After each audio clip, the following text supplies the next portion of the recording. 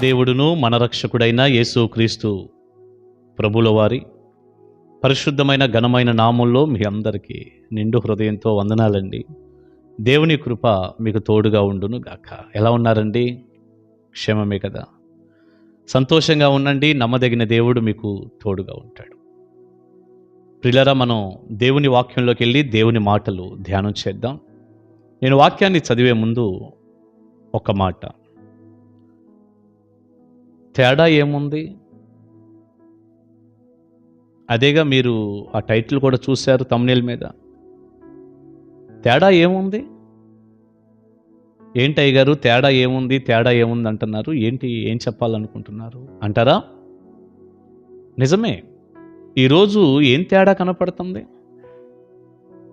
సంఘానికి లోకానికి తేడా ఏముంది?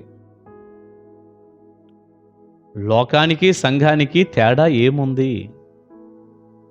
రెండూ ఒకేలాగా కనిపిస్తున్నాయిగా. సంఘం అంటే విశ్వాసుల సమూహం. మీరు ఈ పదాన్ని మర్చిపోవద్దు. సంఘము అనేటటువంటి పదానికి గ్రీకు భాషలో ఎక్లీషియా అనేటటువంటి పదం వాడారు. ఎక్లీషియా అంటే చీకట్లో నుండి ఆశ్చర్యకరమైన దేవుని వెలుగులోనికి పిలువబడిన విశ్వాసుల గుంపు అని అర్థం. అంతేగాని సంఘం అంటే బిల్డింగు, రేకులు, స్లాబులు కాదండి, స్తంభాలు, పిల్లర్స్ కాదు. గుర్తుపెట్టుకోవాలి మీరు.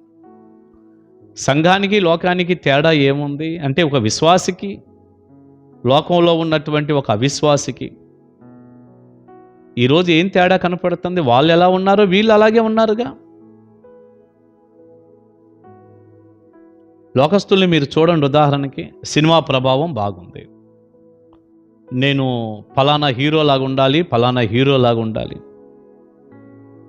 నేను సల్మాన్ ఖాన్ లాగా ఉండాలి, షారూఖ్ ఖాన్ లాగా ఉండాలి, నేను అమితాబ్ బచ్చన్ లాగా ఉండాలి, లేకపోతే నేను ఇంకొక సినిమా యాక్టర్ లాగా ఉండాలంటూ సినిమా ప్రభావాలు బాగా పడిపోయి వాతావరణంలో ఎంత మార్పులు వచ్చాయి చూడండి. లోకంలో ముఖ్యంగా వేసుకునే బట్టలు చూడండి, క్రాపులు కూడా మీరు చూడండి, ఆ జుట్టు కటింగ్ మీరు చూడండి.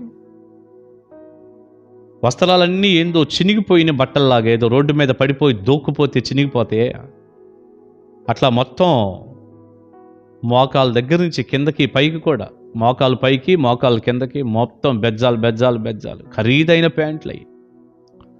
ఒకప్పుడు ఏదైనా నిక్కర్లు చినిగిపోతే చిన్న గుడ్డ ముక్కతో అతికేసుకొని కట్టుకునేవాళ్ళం, అతుకులు వేసుకొని. ఇప్పుడు ఎంత చినిగితే అంత మంచిదన్నమాట. ఆ జుట్టు కూడా మీరు చూడండి, క్రాపులు అసలు ఎలాంటి వెరైటీలు అంటే, అసలు ఏదో పిచ్చుక గూళ్ళలాగా, ఒక ఇసిన కర్రల్లాగా, గాలికి ఎగిరిపోయిన గడ్డి వాముల్లాగా మీరు చూడండి. ఆ జుట్టును కూడా మీరు చూడండి ఎట్టుందో, మొత్తం ఏంటో చుట్టూ ఒక రింగులాగా మొత్తం తీసేసి, మిగతాదేమో పైకి ఇట్లాగా ఒక పిచ్చిగూడు పైకి లేచినట్లు. లోక వాతావరణం, సినిమా వాతావరణం. సరే, వారు లోకస్తులు కాబట్టి, యేసు ప్రభువుని నమ్మిన వాళ్ళు కాదు కాబట్టి, సరే వాళ్ళు సినిమా వాతావరణంలో ఈ ప్రభావం అంతా పడిపోయి నేను అలా ఉండాలి ఇలా ఉండాలని చేసుకున్నారు అంటే సరిపోతుంది. ఇక లోకంలో ఉన్నటువంటి ఆడపిల్లలు కూడా వస్త్రధారణ విషయంలో కూడా చాలా అస్తవ్యస్తంగా ఉన్నారు. వస్త్రాలు మీదేసుకోవటం కూడా కష్టమైపోయినటువంటి రోజుల్లో కనపడుతున్నారు. ఎవరన్నా ఒక వ్యక్తి కొంచెం మీరు ఆడపిల్లలు కదా ఎందుకు ఇలా ఉంటున్నారు, ఒంటి నిండా బట్టలు కట్టుకోవటం కొంచెం విలువ పద్ధతి అంటే, ఇక యూట్యూబ్ పుణ్యమా అని వాళ్ళని ఏకి కాకులకేస్తున్నారు. మంచి మాట ఒకటి చెప్పినా, ఏదో పెద్దరికంలో ఆడపిల్లలు కదా అని బిడ్డల్లాగా భావించి ఒక మాట చెప్పినా, ఆ చెప్పిన వ్యక్తి ఎంత పెద్దవాడైనా మా ఇష్టం, మా శరీరం, మీరు మాకు చెబుతారా అన్నట్లుగా అయిపోయినటువంటి రోజులవి. ఈ రోజులన్నా ఇవేగా, అయిపోయిన రోజులు ఇవి. పరిస్థితి లేదు, అట్లా అయిపోయింది. జనరేషన్ అంతా అలా అయిపోయింది. ఇది లోకంలో ఉన్న వాతావరణం. సరే, లోకస్తులు కాబట్టి వారు ఏదో అట్లా ఆలోచిస్తున్నారు, ఉంటున్నారు, అబ్బాయిలు అమ్మాయిలు అంటే సరే. ప్రియులారా, మందిరాల్లో కూడా ఇలాగే ఉందిగా. తేడా ఏముంది? అది తేడా ఏముందన్న మాటకి అర్థం ఇది. మందిరాల్లో కూడా అలాగే ఉన్నారు. మందిరానికి వెళ్తున్నాను అంటున్నారు, చినిగిపోయిన ప్యాంట్లే వేసుకుంటున్నారు. మందిరానికి వెళ్తున్నాము అంటున్నారు, వీళ్ళ చుట్టూ రేగిపోతానే ఉంది, శుభ్రంగా చుట్టూ రింగులాగా చేసుకుంటానే ఉన్నారు, గుండులాగా, పైన పిచ్చిగుళ్ళలాగా, ఏదో రకరకాలుగా లోక ప్రభావమేగా. తేడా ఏముంది? మందిరాలకు వచ్చే ఆడపిల్లలు కూడా ఒంటి నిండా బట్టలు వేసుకోండి అమ్మ అంటే కూడా తప్పు అయిపోతున్న రోజులేగా. ఎవరి ప్రభావం? ఏదో ఫారెన్లో ఉన్నట్టు ఫీల్ అవుతున్నారు. పల్లెటూరులో ఉన్నప్పుడు కూడా ఇదేం ఫారెన్ కల్చర్ కాదు కదా మనది. మన భారతదేశ సాంప్రదాయ ప్రకారం ఒంటి నిండా బట్టలు ఒక పద్ధతి ఉంటుంది కదా. మరి ఏంటో అర్థం కాని వాతావరణం మందిరాల్లో కూడా వచ్చేసి, ప్రియులారా, మా ఇష్టం అన్నటువంటి పరిస్థితికి వచ్చేసి, నాలాంటి దైవజనులు కొంచెం వాక్యానుసారంగా గట్టిగా చెప్పినా నచ్చట్లేదండి. అందుకే మీరు చూడండి, కరెక్ట్గా వాక్యంలాగా చెప్పి, ఇది పద్ధతి కాదు, లోకం మందిరంలోనికి రాకూడదు, ఇది తప్పు, ఇలా ఉండకూడదు, నీ జుట్టు ఇలా ఉండకూడదు, నీ బట్టలు ఇలా ఉండకూడదు, నీ విధానాలు ఇలా ఉండకూడదు, ఇది దేవుడికి సంతోషం కాదు అంటుంటే నాబోటి వాళ్ళు మంచి పాస్టర్ గారు కాదు. నాలాంటి సేవకుల దగ్గరికి, నేనని కాదండి, నాలాంటి సేవకుల దగ్గరికి, ఈ మాటలు కూడా తీసుకోండి జాగ్రత్తగా, నాలాంటి సేవకుల దగ్గరికి ఎక్కువ మంది కూడా రారు. ఇదేదో పాతకాలపు భక్తిలాగా ఏందో ఈ మాటలు ఏంటి, ఇప్పుడంతా ట్రెండ్ మారిపోయి అప్డేట్ అవ్వాలైతే, ఆ పదాలు కూడా నేను విన్నానండి కొంతమంది దగ్గర. అప్డేట్ అవ్వాలంట, వాక్యానికి అప్డేట్ అవ్వటం కాదు, వాక్యానుసారంగా నేను మారతాను, వాక్యానుసారంగా జీవిస్తాను, ఇంతకుముందు ఎట్లా లేను ఇప్పుడు ఇలా ఉండాలనుకుంటున్నాను అంటే అప్డేట్ అయ్యాలి అనుకోవచ్చు. లోకానికి అప్డేట్ అవుతాడంట. తర్వాత కుటుంబాలన్నీ ఎంత గుల్లగుల్ల అయిపోయినాయో నా కళ్ళతో నేను చూశానండి చాలామందిని. అప్డేట్ అయిపోవాలి, లోకానుసారంగా ఉండాలి అంటూ, అందుకే చాలామంది మీరు చూడండి అలాంటి వాతావరణం ఉన్నటువంటి మందిరాలకు వెళ్తున్నారు. సేవకులు కూడా చాలా తెలివిగా ఈ నాడి పట్టుకొని, వాక్యపు నాడి అక్కర్లేదు కానీ ఈ నాడి పట్టుకొని ప్రజలకి ఏది ఇష్టమో అదనమాట. ఏం పర్వాలేదు. నిజమే, నువ్వు నరకానికి వెళ్ళినా ఏం పర్లేదు అంటున్నారు వాళ్ళు. మీకు తెలియట్లే ఈ సంగతే. నువ్వు నరకానికి వెళ్ళినా ఏం పర్లేదు, 4 రోజులు మందిరాల్లో కూడా ఎంజాయ్ చేద్దాం, ఎగురుదాం, నరకానికి వెళ్ళినా పర్లేదు అన్నట్టు ఉంది. అదే జరుగుతుంది. తెలివిగా సైతానుగాడి కుట్ర అదే. అక్కడికి విపరీతమైన తండోపతండాలుగా జనం, అసలు మా దగ్గరికి ఎంతమంది వస్తున్నారో తెలుసానని వాళ్ళు ఫీల్ అవటం, నిలబడ్డ వాళ్ళు, కూర్చున్న వాళ్ళు కూడా ఫీల్ అవటం, ఎంతమంది వస్తున్నారు కాబట్టి ఇది కాకపోతే ఇంకేముంది భక్తి అని. ప్రజలు ఎక్కువ ఉండటం ద్వారా మీకు భక్తి ఉన్నట్టు అదే ఆమోద ముద్ర.